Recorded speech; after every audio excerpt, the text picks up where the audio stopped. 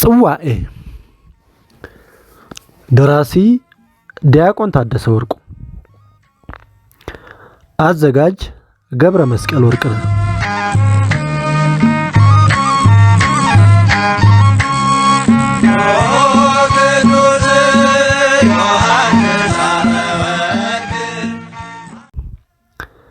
ክፍል 13 ምዕራፍ 7 ነጎድጓዳማው ሕማማት። በላያችን ላይ ውሆችና ከባድ ማዕበል ተነስተውብናል። እኛ ግን በአለት ላይ ጸንተናልና መስጠምን አንፈራም። ባህሩ ቢናድ አለቱን ሊሰብረው አይችልም። ማዕበሉም ቢነሳ የክርስቶስን ጀልባ ማስጠም አይችልም። ምንስ ያስፈራናል? ሞት ለኔ ሕይወት ማለት ክርስቶስ ነው፣ ሞትም ጥቅም ነው ብሎናል ቅዱስ ዮሐንስ አፈወርቅ በድርሳኑ ላይ በጻፈው መልእክቱ። ሕዝባዊ አመጹ እና የንጉሳዊ እርምጃው ክትያ ምን ይመስላል የሚለውን በዚህ ክፍል እንመለከታለን። ሕዝባዊ አመጹ የተቀሰቀሰው በወርሃ አብይ ጾም ነበር። ወርሃ አብይ ጾም ደግሞ ለአንጾኪያ ክርስቲያኖች የአርምሞ የስክነትና ራስን የመመልከቻ ጊዜ ነበር። አጋጣሚ ሆኖ የአመጹ ቀውስ ሳምንታት ከሰሙነ ሕማማት ሳምንታት ጋር በትይዩ ገጠሙ። ሰሙነ ሕማማት ደግሞ አንጾኪያውያን ክርስቲያኖች ራሳቸውን ልዩ በሆነ መንፈሳዊ ሕይወት ለብርሃነ ትንሣኤው የሚዘጋጁበት ወቅት ነበር። ሆኖም ሳምንቱ የክርስቶስ ሕማማተ መስቀል የሚዘከርበት ብቻ ሆኖ አላለፈም። የአንጾኪያውያን ሕማመ ሥጋ ጽንፍ ላይ የደረሰበትም ሳምንት ነበር። በዚህም የተነሳ የዘመናዊ የአንጾኪያ ታሪክ ጸሐፊዎች ሳምንቱን ነጎድጓዳማው ሕማማት እያሉ ይጠሩታል። ሕዝባዊ አመጹን ተከትሎም በሰሙነ ሕማማት በተወሰደው አሰቃቂ እርምጃ የተነሳ ሕዝባዊ አመጹ ወዲያው እንዲረግብ ተደርጎ ቢሆንም የተወሰደው የጉልበት እርምጃ በአንጾኪያና ሌላይ በከፍተኛ የሆኑ የስነ ልቦናና የማህበራዊ ችግሮችን አስከትሏል። እነዚህን ስነ ልቦናዊና ማህበራዊ ችግሮች በሶስት ነጥቦች ጠቅልሎ መመልከት ይቻል ይሆናል። አንደኛው ነጥብ ፍርሃትና ተስፋ መቁረጥ ያጠላበት የአንጾኪያ ሕዝብ ፊት ነው። ከሕዝባዊ አመጹ በፊት አንጾኪያ እጅግ ሲበዛ ሰላማዊ ነበረች። አንጾኪያውያን ደስተኞች በአንጾኪያ ውብ ጎዳና ላይ በኩራትና በክብር በዝተው ሲርመሰመሱ ዘወትር ይታያሉ።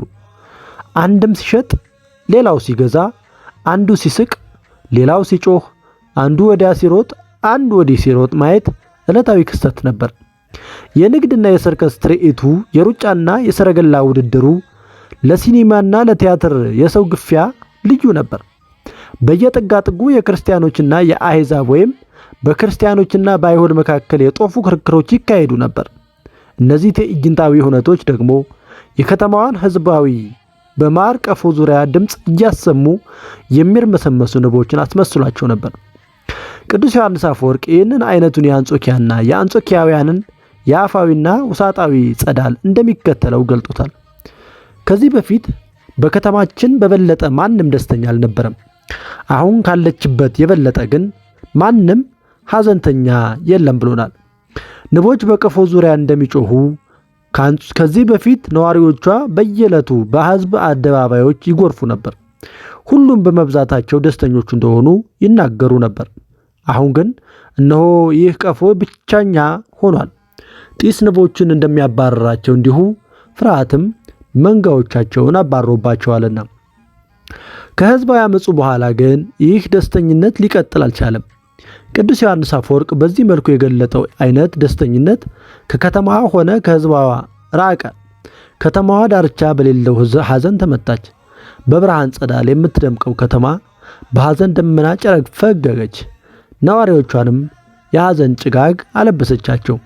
ዋናተኛው ሕዝቧ በሐዘን ባህር ውስጥ የሚዋኝ ሆኖ የሚኖር የሐዘኑ ባህር ጥልቅ በመሆኑ በውሃ የተከበበች ከተማን ውሃ እንደሌላት አድርጎ የአትክልት ስፍራ አደረጋት። ቅጠሏ እንደረገፈባት ዛፍና ፍሬ አልባ አስመሰላት።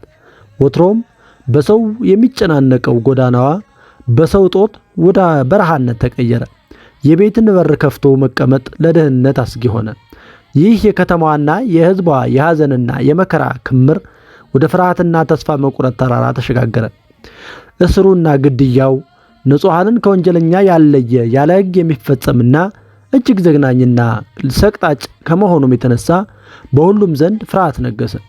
ከወደቀባቸው ጽኑ ፍርሃት የተነሳ አንዳቸው ከሌላቸው ጋር ረጅም ሰዓት ቆመው አያወሩ።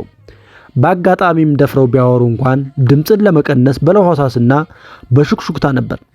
ይህንን ሕዝባዊ ፍርሃት ቅዱስ ዮሐንስ አፈወርቅ ሁላችንም በዓይናችን ፊት በየዕለቱ ሞትን እናያለን፣ በቋሚነትም በፍርሃት እንኖራለን ሲል የገለጠው አይነት ፍርሃት ነው። ዳግም በሦስተኛ ድርሳኑ ላይ በአሁኑ ሰዓት በአመፁ ላይ ተሳትፎ የነበራቸው ሰዎች ወደ ወህኒ ተወስደውና ተወረውረው የቅጣት ውሳኔውም ተላልፎባቸዋል። እኛ ሰው እስካሁን ድረስ ፍርሃት ላይ እንገኛለን ሲል የፍርሃታቸውን ጥልቅ መሆን ገልጾልናል። ብዙዎችም እኛም ነገ ልንታሰር ወይም ልንገደል እንችላለን በሚል ተስፋ መቁረጥ ውስጥ እንዲገቡ አድርጓቸዋል። ለአንጾኪያውያን ዛሬ ማን ታሰረ ብሎ መጠየቅ የተለመደና ዕለታዊ ተግባር ሆኖ የቆየበት ዘመን ነበር። ይህንን ያስተዋለ ራድኬ የተባለ ጸሐፊ አንጾኪያውያን ተጨማሪ እስሮችን ይፈሩ ነበር ሲል፣ ቅዱስ ዮሐንስ አፈወርቅ ደግሞ በበኩሉ ብዙ ሰዎች በንጉሱ ቁጣ ተስፋ በመቁረጥ አለቀሱ ብሎናል።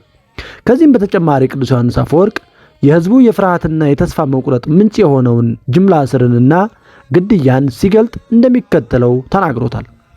በየቦታው ንጹሐንና ወንጀለኞችን በአንድነት እያደኑና ብዙ ሰዎች ከተሰበሰቡበት መካከል ቢሆን ያለ ስርዓትና በአጋጣሚ እንዳገኟቸው በመያዝ ወደ ፍርድ ቤት እየጎተቱ ስለሚወስዷቸው በዚች ከተማ ለሚኖሩ ለብዙዎቹም ከቤት መውጣት ወይም በግልጽ መታየት አያስተማምናቸውም።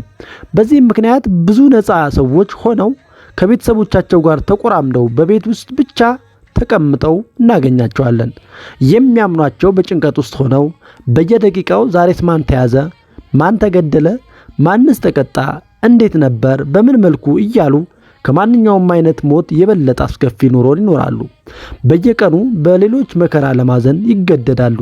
ስለ ራሳቸው ደህንነትም ይረዳሉ፣ ይንቀጠቀጣሉ። ከሙታን የተሻለ ሕይወት ውስጥ አይደሉምና አስቀድመው ግን በፍርሃት ሞተዋልና ሲል እንደተናገሩት ማለት ነው። በዚህ መልኩ በፍርሃት ቆፈን ተይዘውና በተስፋ መቁረጥ ሸለቆ ውስጥ የወደቁት አንጾኪያውያን የሚሰሙትንና የሚያዩትን መቋቋም እያቃታቸው በድንጋጤ ይሞቱ ነበር። ወላጆች ልጆቻቸውን በፊታቸው የንጉሱ ቀስተኛ ወታደሮች እጅግ ዘግናኝ በሆነ አኳኋን በጎመድ ደብድበው በቀስት ወግተው በእሳት አቃጥለውና ባራዊት አስበልተው ሲገድሏቸው በልጆቻቸው የመከራ ድምፅ ደንግጠው በጎረቤቶቻቸው ወይም በቀስተኞች ትከሻ ላይ እየወደቁ የሚሞቱ አያሌ ወላጆች ታይተዋል። አንዲት የአንጾኪያ ድሃ እናት ልጇ ለአንበሳ ተሰጥቶ እንደሚገደል በቀስተኞቹ የንጉሱ ወታደሮች ሲነገራት በድንጋጤ እንዴት እንደሞተች ፍሬድሪክ ዊሊያም ፉራራ እንደሚከተለው ያስረዳል። ነገር ግን ያቺ ድሃ ሴትዮ ስድቡን አልሰማችም። አስፈሪ ድንጋጤ ገድሏታል። በጓደኞቿ ክንድ ላይም ወድቃ ሞታለች ብሎናል። በአንጾኪያ የንጉሱ ወታደሮች በወሰዱት እርምጃ ከሞቱት ባልተናነሰ ቁጥር ፍርሃት በወለዱ ድንጋጤና ተስፋ መቁረጥ በርካታ ወላጆችም ሞተዋል። በተለይ እናቶች ክስተቱ በርካታ የወላጆችን ያለ ልጆች እንዳስቀረ ሁሉ በርካታ ወላጆችንም ያለ ወላጆች አስቀርቷል። ፍርሃት ወላጆቻቸውን ነጥቋቸው ያለ ጠያቂ እስር ቤት የሚማቅቁ እስረኞችም ቁጥር ብዙ ናቸው። በዚህም ለከፍተኛ ስነ ልቦናዊና ስነ አእምሯዊ ቀውስ የተዳረጉ ወጣቶችን በአንጾኪያ መመልከት የተለመደ ነበር። ይህም ከሆነ በኋላ ከተማዋን መካነ እብዳን አሰኝቷት ነበር። ለካ ሀገርም ወይም ከተማም በፍርሃት ያብዳል። ሁለተኛው ነጥብ ደግሞ መደበቅና መሰደድ ነው። በሮማውያን የአገዛዝ ስርዓት መሰረት የአንድን ንጉሥ ምስል መሳደብ ወይም አለማክበር በአካል አግኝቶት ከመሳደብ ጋር እኩል እንደሆነ ይነገራል። ይህንን ስንል በሮማ አጼ ውስጥ የሚኖር ተራ ነዋሪ ንጉሱ ነገስቱን ምንም ጊዜ የሚያዩት በምስል ወይም በሐውልት ላይ ብቻ ነበር። በሮማውያን ዘመን አገዛዝ የንጉሠ ነገስቱ ምስሎች በእያንዳንዱ ዜጋ የዕለት ተዕለት ሕይወት ውስጥ በሁሉም ቦታ ይገኛል። እንደ ገበያ ቦታዎች ባሉ ታዋቂ የሕዝብ መሰብሰቢያ ስፍራዎች ላይም ነበሩ። የንጉሠ ነገስቱ ምስል በፍርድ ቤቶችም ውስጥ መገኘቱም ግዴታ ነበር። የክልሉም ገዢዎች ወደ ንጉሠ ነገስቱ ባለስልጣን ይግባኝ በማለት በሚያስፈልግበት ጊዜ የንጉሠ ነገስቱን ምስሎች በእማኝነት በመጥራት ነበር። በመደበኛ ህዝባዊ ስነ ስርዓቶች ላይም ለግዛተ አጼው ንጉሠ ነገሥት አገዛዝ ታማኝነትን ለማረጋገጥ በእርሱ ምትክ ምስሉ እንደሚቀመጥ ይደረግ ነበር። የንጉሠ ነገሥቱን ምስል መሳደብ ወይም በድንጋይ መውገር ከባድ ወንጀል በመሆኑ እስራት ያስከትል ነበር። ለእስራት የንጉሠ ነገሥቱን ምስል ተሳድቧል የሚል የሐሰት ውንጀላ እንኳን በቂ ነበር። የቅዱስ አትናቴዎስ ተቃዋሚዎችን እርሱን በሐሰት ለመወንጀል በ335 ዓመተ ምህረት በጢሮስ ጉባኤ ላይ የአትናቴዎስ በንጉሠ ነገሥቱ ሐውልቶች ላይ ድንጋይ እንዲወረወር አድርጓል ብለው የሰነዘሩት የሐሰት ክስ ይህንን ያሳያል። በቤተ ክርስቲያን ታሪክ ውስጥ ለንጉሠ ነገሥቱ ምስሎችና ሐውልቶች ክብር አይሰጥም ወይም ክብር አጉድሏል የሚሉ የእውነትም ሆነ የሐሰት ክሶች በቅዱሳን አባቶቻችን ላይ ማቅረብ የተለመደ ነበር። በአምስተኛውና በስድስተኛው ክፍለ ዘመን የቤተ ክርስቲያን ተቃዋሚዎች አባቶቻችንን ለማጥቃት እንዲህ አይነቱን ክስ እንደ ማጥቂያ መሳሪያ ይገለገሉበት ነበር። በ451 ዓመተ ምህረት በተካሄደው የኬልቄዶን ጉባኤ በእስክንድሪያ ሊቀ ጳጳስ ዲዮስቆሮስ ላይ ከቀረቡት የሐሰት ክሶችና ወንጀላዎች ውስጥ አንዱ ለንጉሠ ነገሥቱ ምስሎች አክብሮት የለውም የሚል ነበር። ለንጉሠ ነገሥቱ ምስሎች ንቀት አሳይቷል ወይም አበላሽቷል የተባለ ሰው ለንጉሠ ነገሥቱ ታማኝ አይደለም ማለት ነው። ይህ ደግሞ እንደ ሀገር ክህደት ወንጀል ስለሚቆጠር ቅጣቱ ከባድ ነበር። ከዚህም በላይ ደግሞ የንጉሠ ነገሥቱንና የቤተሰቡን ምስል የያዙ ሐውልቶችን ማፍራረስ፣ ከቆሙበት ገንድሶ መጣል ወይም ከፍተኛ ጉዳት ማድረስ በግዛተ አጼው ላይ እንደማመጽና በንጉሠ ነገሥቱ ላይም መፈንቅለ መንግሥት እንደማካሄድ የሚቆጠር ወንጀል ወይም ምልክት ተደርጎ ይወሰድ ነበር። በቀዳማዊ ቴዎዶሲዮስ ዘመን ከ379 እስከ 395 ዓመተ ምህረት የተቀሰቀሰው ይህ አመጽ ንጉሠ ነገሥቱ ከፍተኛ የሆነ አዲስ ግብር በአዋጅ ይፋ ባደረገበት ወቅት ነበር። ይህንን ተከትሎም የአንጾኪያ ሕዝብ በግዛቱ ገዢ ቤተ መንግሥት ላይ ጥቃት በመሰንዘር የንጉሠ ነገሥቱን ምስል የያዙ የገበታ ምስሎችን በማንሳት የንጉሣውያን ቤተሰቦችን ማለትም የንጉሠ ነገሥቱን የአባቱንና የሚስቱን እንዲሁም የልጁን የአርቃዴዎስን የነሐስ ሐውልቶችን ገንድሰው በመጣል ቁጣቸውን ቢያሳዩም በስተመጨረሻ ግርግር በቁጥጥር ስር እንዲውል ተደርጓል። የአመፁ መሪዎችም በቁጥጥር ስር ውለው አይቀጡ ቅጣት ተቀጥተዋል ተብሎ ተጽፎልናል። በሕጋቸውም ከፍተኛ የሆነ ሀገር የመክዳት ወንጀል ነበር ሐውልቶችን ማፍረስ። ቅጣቱም አሰቃቂ ሞት ነበር። ይህንን ቅጣት ሁሉም የአንጾኪያ ዜጎች ጠንቅቀው ያውቃሉ። ሆኖም ግን አንጾኪያውያን ያካሄዱትን አመፅ ተከትሎ የንጉሱንና የቤተሰቡን ምስል ክብረ ነክ በሆነ ቃላት ከመሳደባቸውም በላይ እጅግ አዋራጅ በሆነ ሁኔታ ምስሎቹን በመሰባበርና ስብርባሪዎቹንም ዳግም በገመድ እየጎተቱ ጎዳና ለጎዳና አዙረው ነበር። ድርጊቶቹም በወቅቱ ሀገር የመክዳት ከፍተኛ ወንጀል ተደርጎም ተወስዶ ነበር። በዚህም ድርጊታቸው የተቆጡ ወይም ክፋት የተሰማቸው የተከፉ ንጉስ በከተማውና በሕዝቧ ላይ እርምጃን እንደሚወስድና የንጉሱም ወታደሮች ከተማዋን ለማውደም ቀለበት ውስጥ እንደከተቷት ውስጥ ለውስጥ ወሬዎቹ ይናፈሱ ነበር። ቅዱስ ዮሐንስ አፈወርቅ እና ሊማኒዮስ የእነዚህ አይነት ወሬዎቹም በሕዝቡ ውስጥ በስፋት መወራታቸውን በግልጽ ዘግበውልናል። በዚህም መልኩ የተዛመተው ወሬ የከተማዋን ነዋሪዎች ለከፍተኛ ስጋት ላይ ጣላቸው። ነዋሪዎቹም ከተደቀነባቸው ስጋት አኳያ ራሳቸውን ለማዳን መደበቅንና መሸሽን በመፍትሄነት ወሰዱ። ቅዱስ ዮሐንስ አፈወርቅ የተጋረጠባቸውን አደጋና ፍርሃት በተመለከተ እንዲህ ብሏል። የከተማዋ ትልቋ ክፍል የሆነው ነዋሪ በዚህን ጊዜ ከመጣው አደጋና ፍርሃት የተነሳ መጠጊያውን በሚስጥራዊ ስፍራዎች በረሃ ውስጥና ጉድጓድ ውስጥ አደረጉ። ሽብር በሁሉም አቅጣጫዎች አጥቅቷቸው ነበር። ቤቶችም ከሴቶች ባዶ ነበሩ።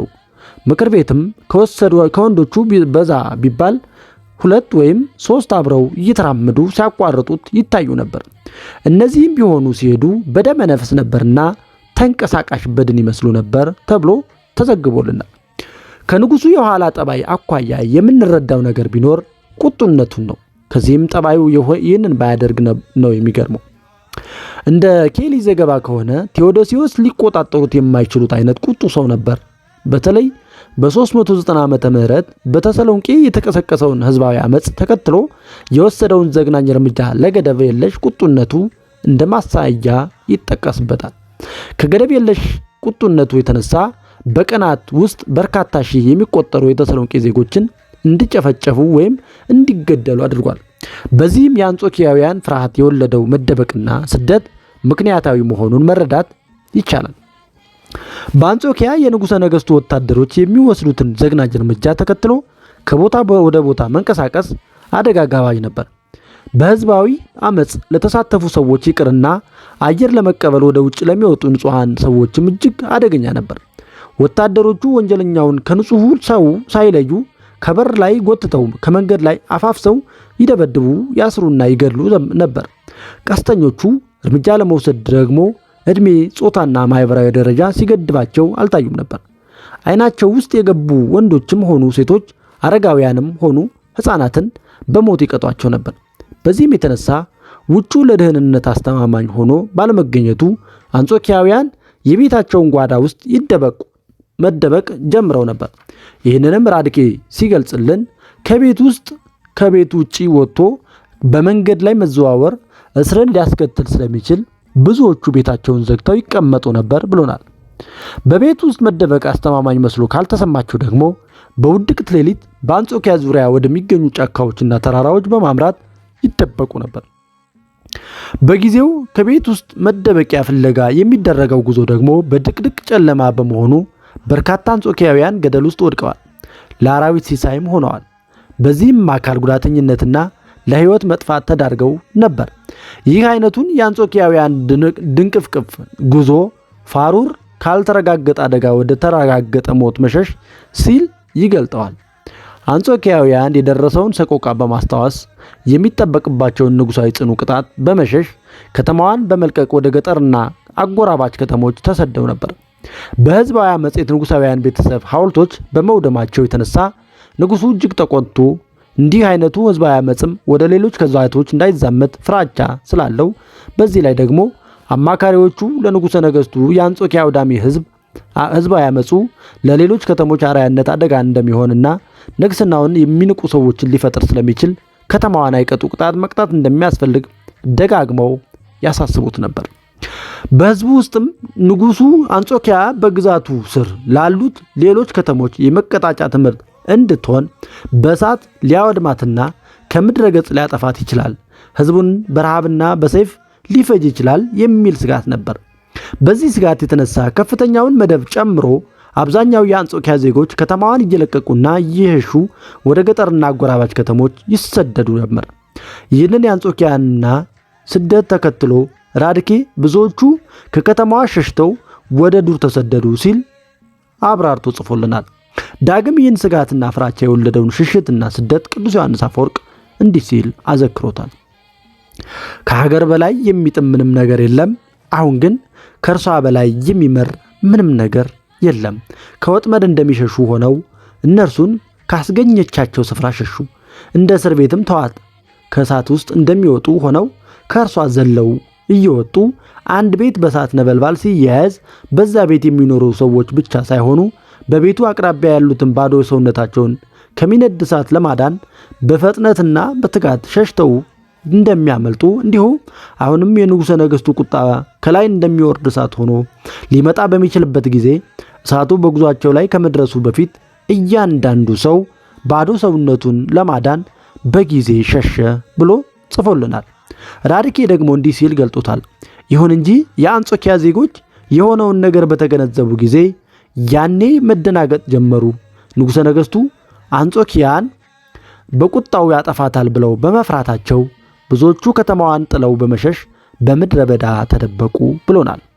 እንዲህ አይነቱ የአንጾኪያውያን የቤት ውስጥ መደበቅ፣ ወደ ጫካና ተራራ መሸሽ፣ ወደ ገጠርና አጎራባች ከተሞች መሰደድ ከተማዋን ሰው አልባ በረሃ አደረጋት። ጥርብ ጎዳናዎቿ የመቃብር ዝምታ አላበሰ።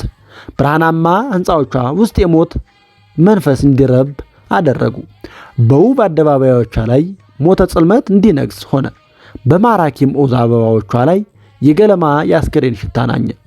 ፈላስፎች በተጠየቃዊ ዕውቀት በሚራቀቁበት አዳራሾቿ ላይ የንጉሠ ነገሥቱ ቅልብ ማይሞች እልቂትን እንዲፎክሩ ሆነ። በተመልካች ብዛት ይሞሉ የነበሩ ቲያትር ቤቶቿና የልዩ ልዩ ስፖርት መወዳደሪያ ስፍራዎቿ ባይጥ፣ በጉርጥና በእንሽላሊት ተሞልተው ተገኙ።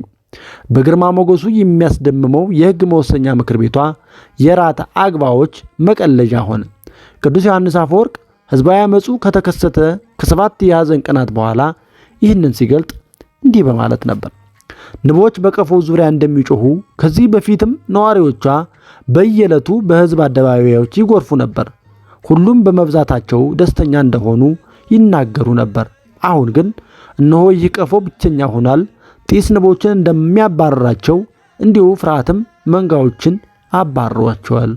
ረድኤተ እግዚአብሔር ስለተለያት ሙሉ በሙሉ በሚያስፈል ሁኔታ ነዋሪዎቿን ተነጥቃ ባድማ ሆናለች ይለናል። ሶስተኛው ነጥብ ብሔራዊ ጥርጣሬና ክፍፍልን መፍጠር ነው።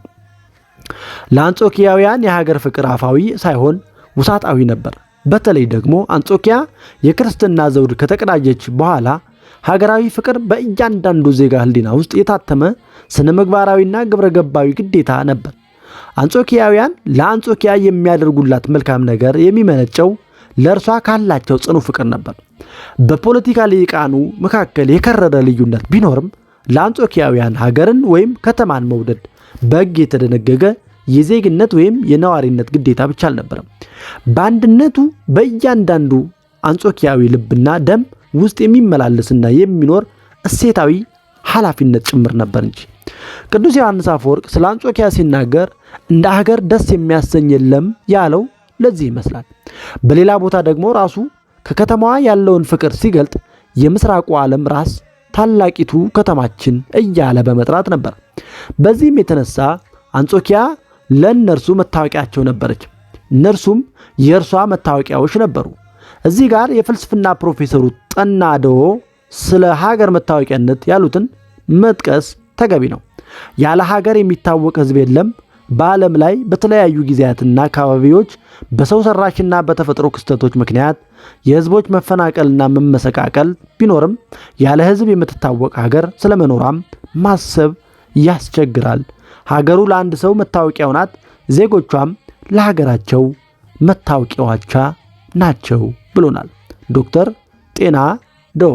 ሰው ግብረ ገብና ስነ ምግባር የዘመናችን ቁልፍ ጉዳዮች በሚለው መጽሐፉ እንደተጻፈው ከሆነ ለ3 ሰዓታት ብቻ የቆየው ህዝባዊ አመጽ ይህ አይነቱን የአንጾኪያንና የአንጾኪያውያንን ግንኙነት አበላሸው። የአንጾኪያን ማህበራዊ ወረት እንዲሰብር ምክንያት ሆነ። በሀገር ፍቅር ላይ የተመሰረተው ብሔራዊ አንድነትና አብሮነት፣ ህዝባዊ መተማመንና ማህበራዊ ትስስር፣ መንግስታዊና ህዝባዊ መፈቃቀድ ድህረ አመጽ ስንጥቅ አገኘው። በዚህ ላይ ደግሞ ህዝባዊ አመጹን ተከትሎ በአንጾኪያ ከፍተኛ የሆነ የሐሰት ወሬ ይሰራጭ ነበር። ንጉሱ ከተማዋን በእሳት ሊያወድም ነው፣ እገሌ የተባለው እንደራሴ ታሰረ፣ እገሌ የተባለው ደግሞ ተገደለ የሚሉና ሌሎች የፈጠራ ወሬዎች የሰውን ልቡና ገዝተው ነበር። በእነዚህ ወሬዎች አንጾኪያውያን ቀኑን በሙሉ እንዴት ሲሸበሩ እንደሚውሉ ቅዱስ ዮሐንስ አፈወርቅ እንዲህ ሲል ገልጦታል። ስፍር ቁጥር በሌላቸው አሉባልታዎች ቀኑን ሙሉ በሁሉም አቅጣጫ ስንፈራ፣ ስንጨነቅና ስንሸበር ነበር በማለት ነበር።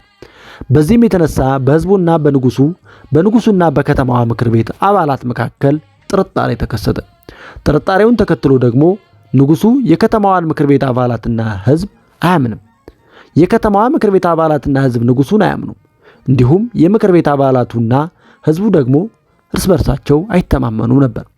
በሌላ በኩል ደግሞ አንዳንዱ ሹመት ፈላጊ የምክር ቤት አባልና ከራስ በላይ ነፋስ ያሉ የከተማዋ ነዋሪዎች ለመንግስት ይሰልሉ ነበር። እንግዲህ ልብ እንበል። ማህበራዊ ወረት ወይም ሶሻል ካፒታል አንድ ማህበረሰብ ወይም ቡድን ወይም ግለሰብ ለአንድ ግብና ዓላማ የሚገናኝበት የሚተሳሰርበትና የሚዋሃድበት ጥቅል እሴት ነው። ማህበራዊ ወረት ጋርዮሻዊና ብዙዮሻዊ እሴቶችን በመገንባት ማህበራዊ መስተጋብር፣ ሰላማዊ ትብብርዮሽና አካታች እንዲሁም ያደርጋል። ይህ ደግሞ ሀገራዊ አብሮነትንና ግዛትን አንድነትንና ጽናትን ለማጽናት መሰረታዊ ነው።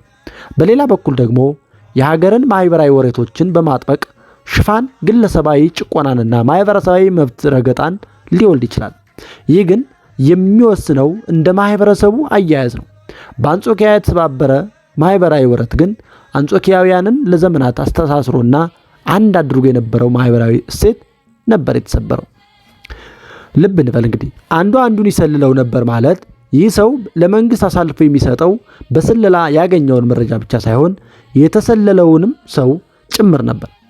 ማንን ማንን ማመን እንዳለበት እርግጠኛ መሆን አይችልም ነበር። አብዛኛዎቹ ነዋሪዎች ራሱን ለማዳን ሲል ብቻ ራሱን ወደ መንግስት ወሬ አቀባይነት አሸጋግሯል። በከተማዋም ተላልፎ መሰጠጣቱ ወሬ ሆኖ ነበር። ይሁንና ፉራራ እንዲህ ሲል ገልጾታል።